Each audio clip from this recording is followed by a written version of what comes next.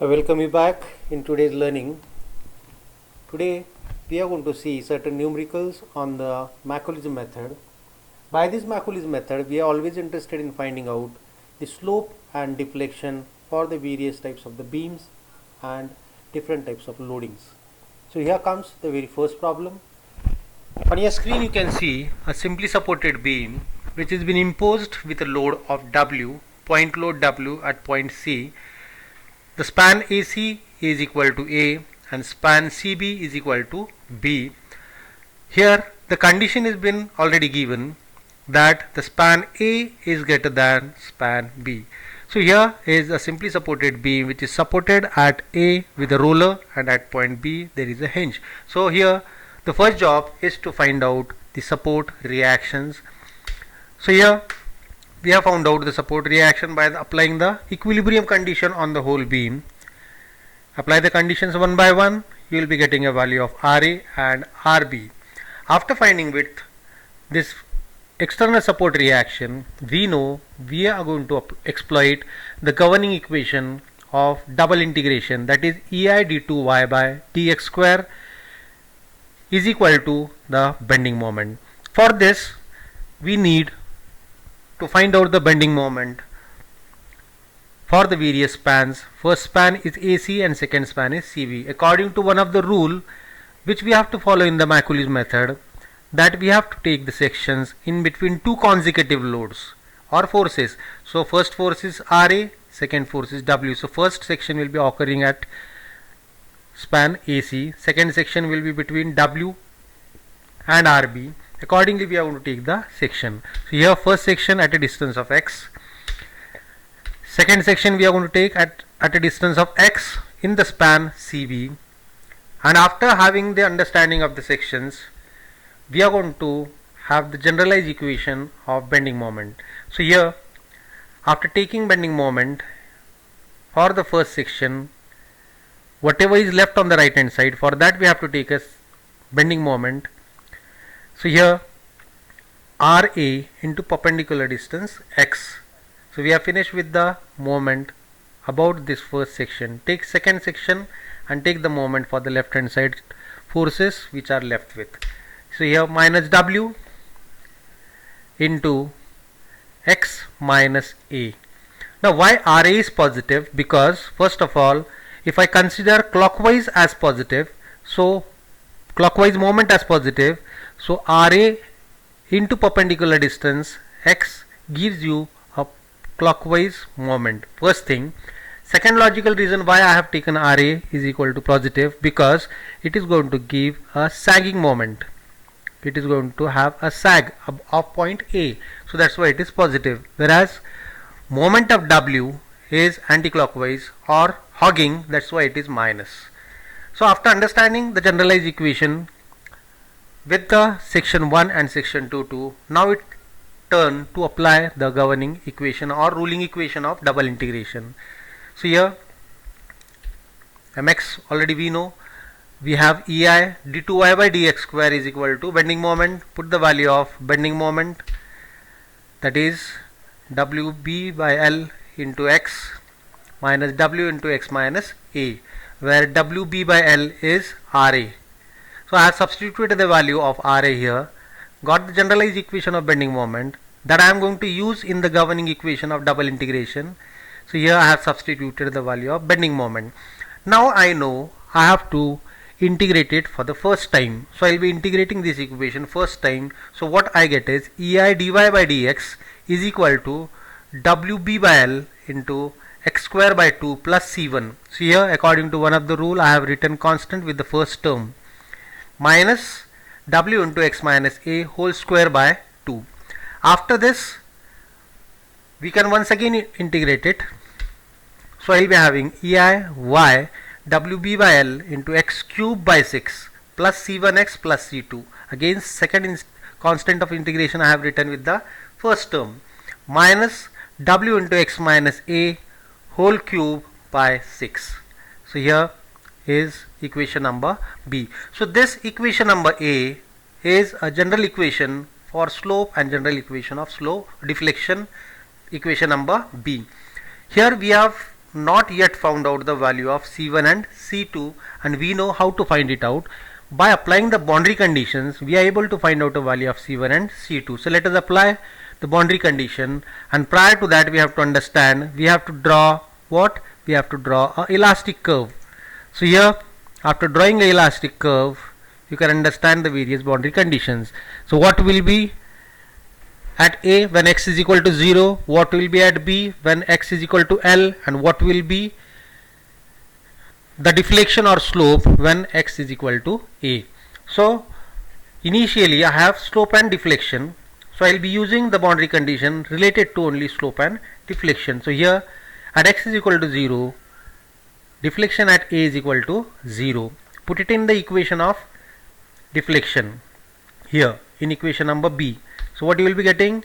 You will be getting C2 is equal to 0. So I have substituted here in equation number B, and I got C2 is equal to 0. So here 0 cube, so whole term 0, 0 into C1 0, this is of no value. I will tell you why I have not considered this particular value, because when I put x is equal to 0, so what will be the difference? 0 minus A is equal to minus A. That minus value out of any bracket is not at all entertained in that particular Macaulay's method. Is that okay? So that's why I am going to focus only on the first term. Second reason, when I talk about in terms of a limits, when x is equal to 0, x is equal to 0 is here. That means I am related to the only first term. I don't have to consider this second term. All of you are getting? So there are two reasons sorry, why I am not considering this second term. First reason I have given is what? If x is equal to 0, if I put that value of x is equal to 0 here, so this bracket 0 minus A will come out to be equal to minus A. Minus values are never to be entertained in this Macaulay's method. Minus value arised out of this particular bracket is not at all to be entertained. Second logical reason what I have is, I am talking about x is equal to 0. So here x is equal to 0 is lying here. That means within the first section, right?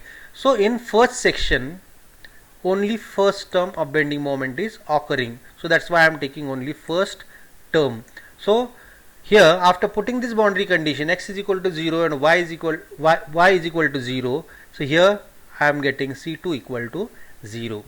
Similarly, second boundary condition I can use and find out what will be the value of C1. So at x is equal to L, deflection at B is equal to 0.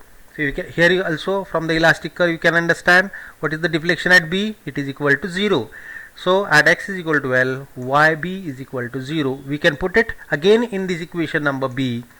So here y is equal to 0, this is 0, this is also 0. So everything comes out to be 0. Again in that case, while putting the second boundary condition, here x is equal to L. Now tell me what value we can take?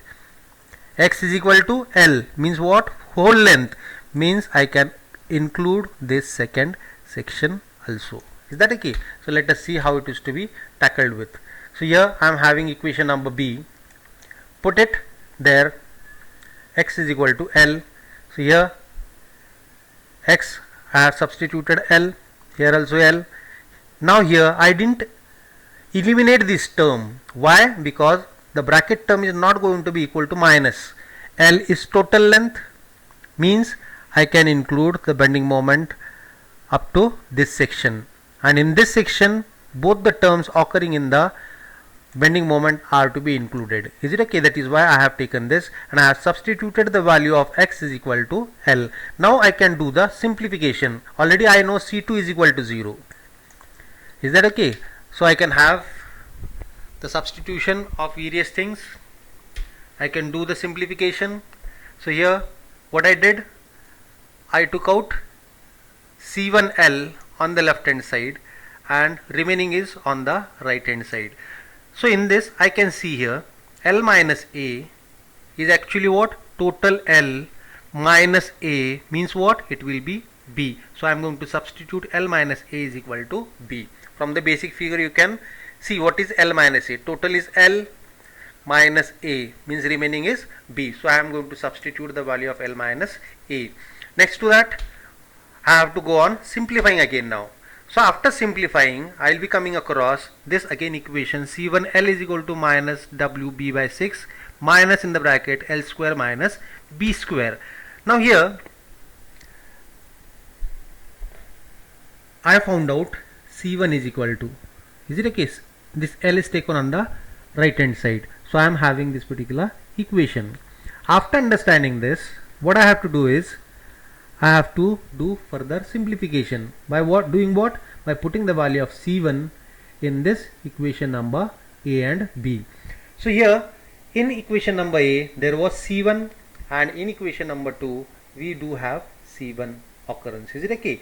So we can put it in equation A and B the value of C1 and rewrite that equation. So after rewriting, I got equation capital A for slope and equation B capital B for deflection. Now I can say I have found out the generalized equation for the slope and deflection. Is that okay? So these two equations A and B are valid for any value of x. So simply we have to put the value of x and we can find out the value of slope and deflection at that value of x. Is that okay? So this is what is the formation of generalized equation for the slope and deflection. Now let us see what is the value of deflection at C, that means at x is equal to A. Let us see what will be that. So what we have to do, I know I have to find out deflection at x is equal to A, means I have to first of all take equation of deflection. Is that okay? Take that equation and put the value of the limit x is equal to A. I have substituted the value of x is equal to A. So here you can see earlier it was WB by L, x cube by C, so A cube by C. Is it okay? Now after putting this, look out at this term, what is happening? So we have only first term valid because 0 minus A is equal to 0. So I am going to take only first term. So here I am coming across this. But again I came to know that total L is equal to A plus B. Total L is equal to A plus B. So can we substitute it here? We are thinking on that lines, and I will be substituting A plus B is equal to L. So let us see what is that. So what I did is I wrote this equation L by putting A plus B. So can you see here, earlier it was L square. Now I know the value of L, that is A plus B, so I have substituted here. Now I can simplify this bracket, and further simplification will give you the value of deflection at that required point. So here after simplifying, first of all what I did, I have expanded this. So in that what will happen, A square plus 2AB plus B square. So both these two, B square and B square, A square will get cancel, only remaining will be 2AB. So here I have written this. Further I am going to go on simplifying it, and I got a value of deflection at x is equal to A, that is minus W A square B square by 3EIL.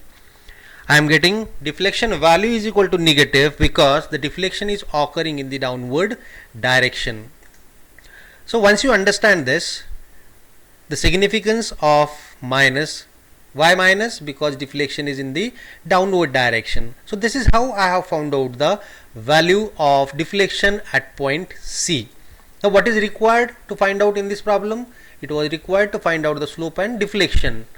Is it okay? Now let us move ahead and see what else is required to be found out for this particular problem. So here maximum deflection is still missing in this, so we can find out the maximum deflection also.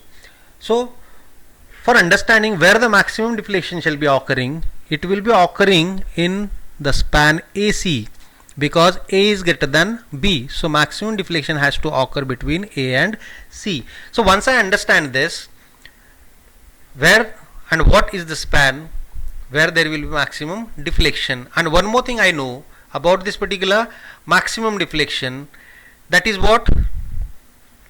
where there will be maximum deflection, the slope has to be equal to 0. Is it okay? Suppose for this particular point there is a maximum deflection for an example, so here the slope has to be equal to 0. So larger segment, as I said, AC is there, so in that larger segment we will be having a maximum deflection. Next, second thing, what I have told you, maximum deflection will occur where there will be minimum or 0 slope. So take that equation of slope and equate to the 0. So here I have equation number A for the slope. So I am saying what? There will be maximum deflection when dy by dx is equal to 0. So put dy by dx is equal to 0. You will be coming across certain quadratic equation. You can see here. So dy by dx I have substituted 0. And further I will be coming with this. Again the same. 0 minus a. Is it okay? So here minus a is not to be entertained, so second term is not valid for this, only first term is valid,